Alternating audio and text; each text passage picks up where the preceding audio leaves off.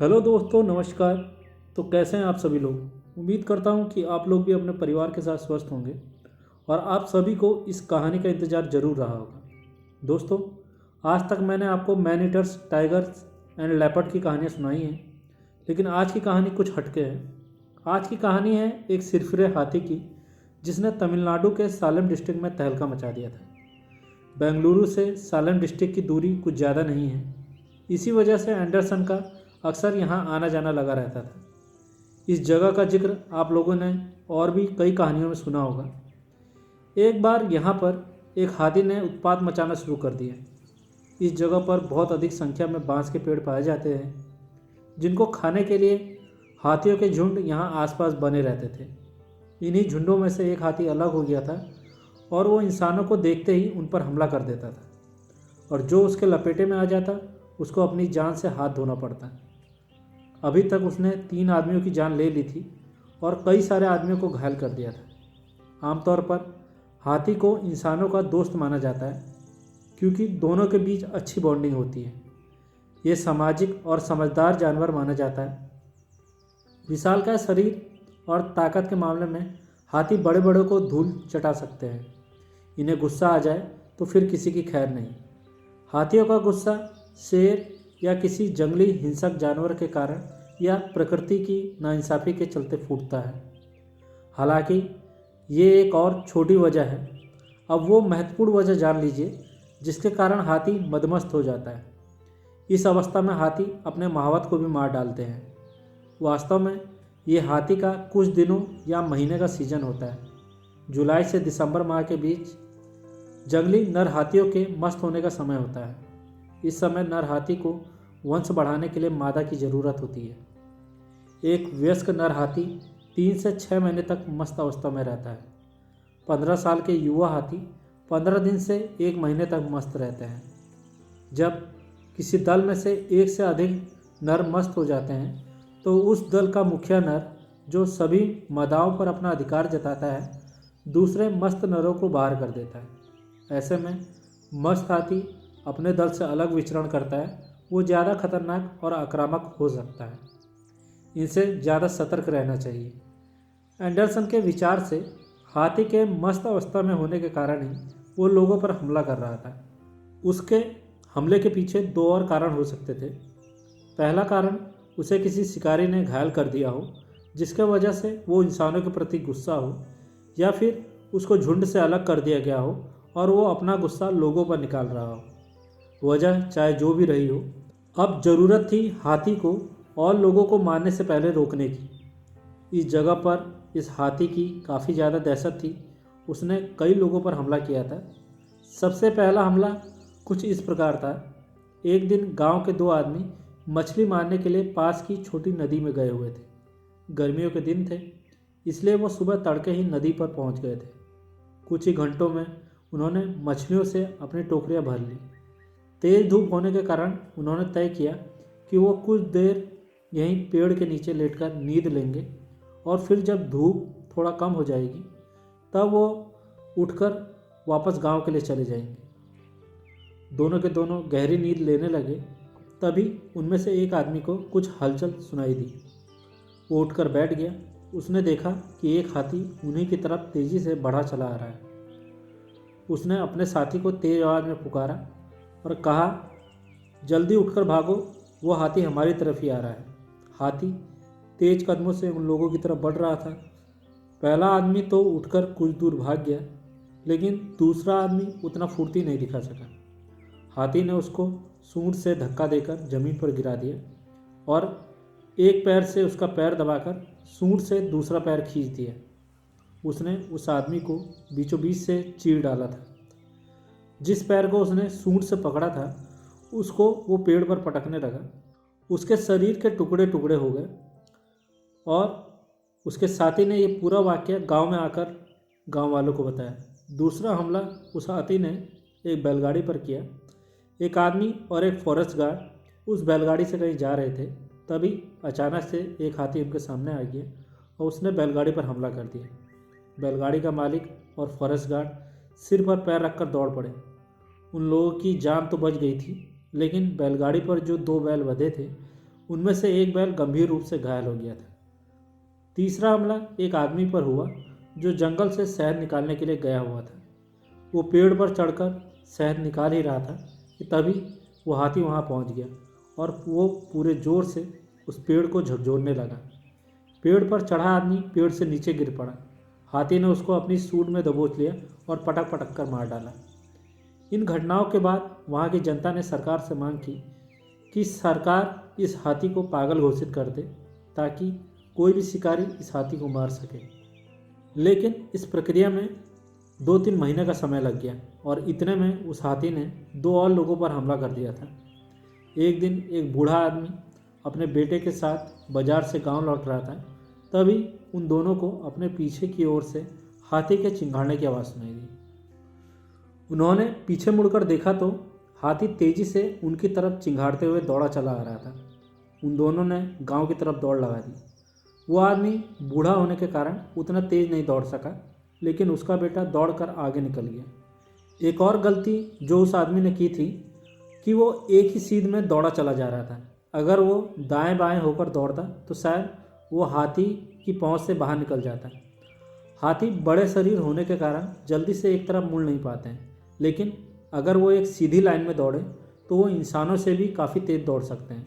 हाथी ने उस बूढ़े आदमी को सूंड में जकड़ लिया और वहीं ज़मीन पर पटक कर मार डाला। इसी तरह की एक और घटना घटी। एक छोटा लड़का जिसकी उम्र 10 से 12 साल रही होगी, वो जंगल में अपनी बकरियां चरा रहा था। तभी उस हाथी ने उस पर हमला कर दिया। वो लड़का फुर्तीला था। वो फुर्ती से कभी दाएं दौड़ता तो कभी बाएं। हाथी उसको पकड़ नहीं पाया। फिर भी उसने उस लड़के का पीछा नहीं छोड़ा। अब वो लड़का सीधे एक पहाड़ी पर चढ़ गया।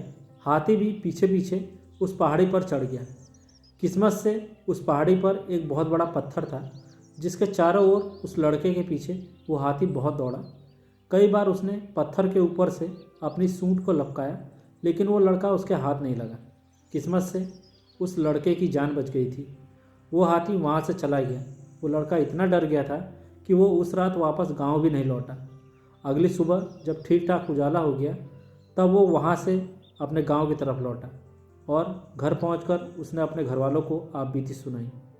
खैर, आखिरकार सरकार ने उस हाथी को पागल घोषित कर दिया और उसे मारने के लिए एंडरसन से मदद मांगी। इन सभी घटनाओं की सूचना जब एंडरसन को मिली तो वो अपनी कार से इस गांव में आ पहुँचे। उन्होंने गांव वालों से एक एक करके उनके साथ घटित किस्सों को सुना जो गांव वालों ने महसूस किए थे। गांव वालों की बातों से एंडरसन को जो महत्वपूर्ण बात पता चली थी वो ये थी कि उस हाथी का आकार सामान्य हाथियों से थोड़ा बड़ा था और उस जगह पर इतने बड़े आकार के 2 हाथी थे और वो दोनों ही हाथी झुंड में नहीं रहते हैं। और जिस हाथी ने लोगों पर हमले किए हैं उसके टस्क बहुत बड़े बड़े हैं और वो आगे से क्रॉस्ड है। इसका मतलब हाथी के दांत बड़े बड़े होने के कारण आगे से एक दूसरे को क्रॉस कर रहे थे। एंडरसन ने फॉरेस्ट बंगले में अपना डेरा डाला। रात होने पर उन्होंने तय किया कि वो पास की नदी पर जाएंगे जहाँ पर रात में हाथियों के झुंड पानी पीने आते थे। रात का खाना खाने के बाद एंडरसन अकेले ही नदी के पास पहुँच गए और एक पेड़ की जड़ पर बैठकर सिगरेट पीने लगे। कुछ समय बीता होगा तभी उन्हें हाथी का झुंड पानी पीते हुए दिखा, लेकिन उन्हें तलाश थी एक अकेले हाथी की। गांव वालों के अनुसार वो हाथी अकेला ही रहता था। कुछ घंटे वो वहीं बैठे रहे, फिर उनको नींद आने लगी। वो वापस फॉरेस्ट बंगले पर आ गए और सो गए। अगली सुबह वो फिर से उस नदी के पास पहुँचे। वहाँ उन्हें नदी के पास की नर्म जमीन पर 2 बड़े बड़े हाथियों के पैरों के निशान दिखे जो दोनों ही अलग अलग दिशा में बढ़ रहे थे। एंडरसन दुविधा में पड़ गए कि वो पहले किस दिशा में आगे बढ़ें, क्योंकि दोनों हाथियों के पैरों के निशान अलग अलग दिशा में जा रहे थे। एंडरसन ने पहले दक्षिण दिशा में चलना शुरू किया। हाथी के पैरों के निशान जहाँ पर ख़त्म हो जाते वहाँ पर वो पेड़ों की टहनियों के टूटने से समझ जाते कि वो किस तरफ आगे बढ़ा है। अक्सर हाथी जब जंगल में चलते हैं तब वो अपना भोजन करते हुए आगे बढ़ते हैं। वो पेड़ों की टहनियों को तोड़कर खाते हैं। एंडरसन ने कई घंटे तक उन निशानों को पीछा किया। तब उन्हें एक आवाज़ सुनाई दी। वो आवाज़ थी हाथी के सांस लेने की। जब हाथी गहरी नींद में होते हैं तब उनकी सूंड बजने लगती है। एंडरसन उस तरफ बढ़े जहाँ से यह आवाज़ आ रही थी। उनको वहाँ एक हाथी ज़मीन पर लेटा हुआ दिखाई दिया जो गहरी नींद में था, लेकिन उसका मुंह एंडरसन से दूसरी तरफ था। ये हाथी वही हाथी था या नहीं, ये कंफर्म करने के लिए उन्हें उसके दांत देखने थे, लेकिन यहाँ से बस उनको उसकी पीठ दिखाई दे रही थी। एंडरसन ने ज़ोर से खांसने की आवाज़ की, जिसको सुनकर हाथी तुरंत उठ गया और एंडरसन की तरफ देखने लगा। लेकिन एंडरसन ने देखा कि इस हाथी के दांत क्रॉस नहीं थे। इसका मतलब ये वो माना हत्यारा हाथी नहीं था। एंडरसन वापस बंगले पर आ गए। अगले दिन एंडरसन वापस उसी जगह पर आ गए जहाँ से उनको 2 हाथियों के पैरों के निशान देखने को मिले थे। इससे पहले वो उत्तर दिशा में बढ़े थे, अब वो उस हाथी के निशानों के पीछे चल पड़े जो दक्षिण दिशा में जा रहे थे। इससे पहले वो दक्षिण दिशा में बढ़े थे, अब वो उस हाथी के निशानों के पीछे चल पड़े जो उत्तर दिशा में जा रहे थे। फिर कई घंटे तक उन्होंने उस हाथी के पैरों के निशानों का पीछा किया, लेकिन इस बार भी जो हाथी उनको मिला वो हाथी नहीं था जिसको वो ढूंढते हुए यहाँ आए थे। एंडरसन की छुट्टियाँ खत्म होने वाली थी। उनके पास सिर्फ 2 दिन बचे थे। ऐसे में अब उनको समझ नहीं आ रहा था कि वो उस हाथी को कैसे ढूंढें, लेकिन किस्मत ने भी उनका हमेशा साथ दिया था। उसी गांव का एक बैलगाड़ी वाला बाजार से अपने गांव की तरफ लौट रहा था। उस रास्ते में काफ़ी दूरी तक के बड़े हाथी के पैरों के निशान उस बैलगाड़ी वाले को देखने को मिले थे और साथ ही उसे टहनियों को तोड़ने की आवाज़ भी सुनाई दी थी। लेकिन उसने हाथी को देखा नहीं था क्योंकि शाम होने को थी और गांव पहुंचते पहुंचते रात हो गई थी। उसने ये बात एंडरसन को बताई। एंडरसन ने अपनी कार में रंगा को बैठा लिया और वो दोनों लोग गाड़ी से ही उस बताई गई जगह पर पहुंच गए। चूँकि रात का समय था, वो पैदल वहां जाते तब काफ़ी देर हो जाती, इसलिए वो कार से वहां के लिए रवाना हो गए थे। किस्मत से वो मोटर मार्ग था जिस पर गाड़ी आया जाया करती थी, इसलिए उन्हें वहां पहुंचने में कोई दिक्कत नहीं हुई। वहां पहुंचकर जैसा कि उन्हें अंदाज़ा था, बैलगाड़ी वाले ने शायद उनको यही जगह बताई थी। उन्होंने वहां पर अपनी गाड़ी रोक दी। एंडरसन ने एक बड़ा टॉर्च रंगा के हाथ में दिया था और उन्होंने अपने पास राइफल जो रखी थी उसके ऊपर भी एक टॉर्च लगा हुआ था। आगे की दिशा में उनकी कार की हेडलाइट से उजाला हो रहा था। सड़क के किनारे उन्होंने हाथी के निशानों को ढूंढना शुरू किया। उन्हें वहाँ हाथी के पैरों के निशान भी मिले और साथ ही हाथी का ताज़ा गोबर भी मिला, जिससे ये स्पष्ट हो गया था कि इस बैलगाड़ी वाले ने उन लोगों को सही जानकारी दी थी। एंडरसन धीरे धीरे गाड़ी को आगे बढ़ा रहे थे जिस तरफ हाथी के पैरों के निशान बढ़ चले थे। कुछ देर और आगे चलने के बाद उन्हें सड़क से बाईं तरफ पेड़ों की टहनियों को तोड़ने की आवाज़ सुनाई दी, जिसका मतलब था वहाँ पर कोई हाथी हो सकता है। लेकिन वो जंगल इतना घना था कि एंडरसन उसमें अगर घुस भी जाते तो हाथी के हमले में वो तेज़ी से भाग नहीं सकते थे। इसलिए उन्होंने गाड़ी में ही बैठना उचित समझा और उन्होंने गाड़ी में ही बैठे बैठे तेज़ आवाज़ में सीटी बजाई। एंडरसन ने दिमाग लगाया था कि सीटी की आवाज़ सुनकर वो हाथी ज़रूर इसी तरफ ये देखने आएगा कि ये आवाज़ आखिर कौन कर रहा है। लेकिन घना जंगल होने के कारण शायद हाथी तक वो सीटी की आवाज़ नहीं पहुंची, या फिर हो सकता है कि उसने इस सीटी की आवाज़ पर रिएक्शन देना सही नहीं समझा।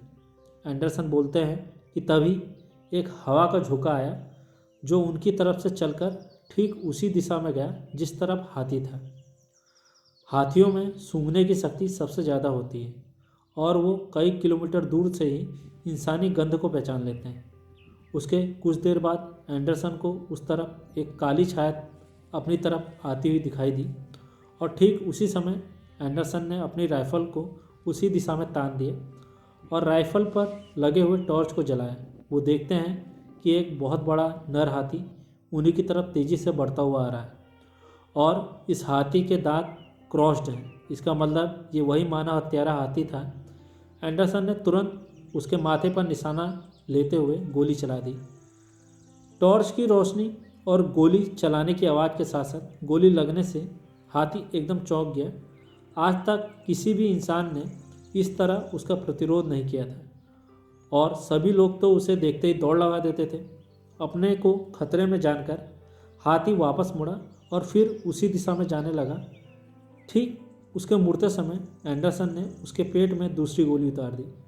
हाथी लड़खड़ाता हुआ घने जंगल में चला गया। अंधेरी रात में घायल हाथी का पीछा करने की हिम्मत न रंगा में थी न एंडरसन में। वो दोनों वापस बंगले पर लौट आए। अगली सुबह उठकर वो दोनों फिर से उसी जगह पर पहुंचे जहां पर से उन्होंने हाथी पर गोली चलाई थी। यहाँ तक तो वो कार से आए थे, लेकिन आगे का रास्ता उन्हें पैदल ही तय करना था। वो लोग गाड़ी से नीचे उतरे। एंडरसन ने आगे चलना शुरू किया और उनके पीछे पीछे रंगा चल रहा था। उन्हें वहाँ पर हाथी का बहुत मात्रा में खून जमीन पर मिला और वो खून के निशान बता रहे थे कि हाथी किस तरफ गया है। हाथी वहाँ से 3-4 किलोमीटर दूर तक चला था। उसके बाद वो एक मोटे पेड़ से सहारा लेकर लेट गया था। जब एंडरसन वहाँ पहुँचे तब वो जिंदा था, लेकिन काफ़ी दर्द में था। एंडरसन को देखते ही वो फिर से उठ खड़ा हुआ और फुर्ती से एंडरसन की तरफ लपका। इससे पहले कि वो एंडरसन तक पहुँच पाता, एंडरसन ने एक और गोली उसके माथे पर उतार दी। तीसरी गोली लगते ही हाथी वहीं गिर पड़ा और उसकी मौत हो गई। हालांकि एंडरसन कहते हैं कि उन्हें कभी भी हाथियों को मारने की इच्छा नहीं होती थी, लेकिन गांव वालों को बचाने के लिए उन्हें उस हाथी को मारना पड़ा था। हाथी काफ़ी सुंदर जानवर है और हाथी से ज़्यादा सामाजिक और कोई जानवर हो ही नहीं सकता। ये अपने समूह में उपस्थित बच्चों की देखभाल मिलकर करते हैं और ज़रूरत पड़ने पर बड़े से बड़े खतरे से भिड़ जाते हैं। तो दोस्तों, आज की कहानी यहीं पर ख़त्म होती है। मिलते हैं अगली कहानी में। जाते जाते वीडियो पर लाइक कमेंट करना ना भूलें और दोस्तों परिवारजनों के साथ इस चैनल को शेयर ज़रूर करें। आप लोगों का बहुत बहुत धन्यवाद।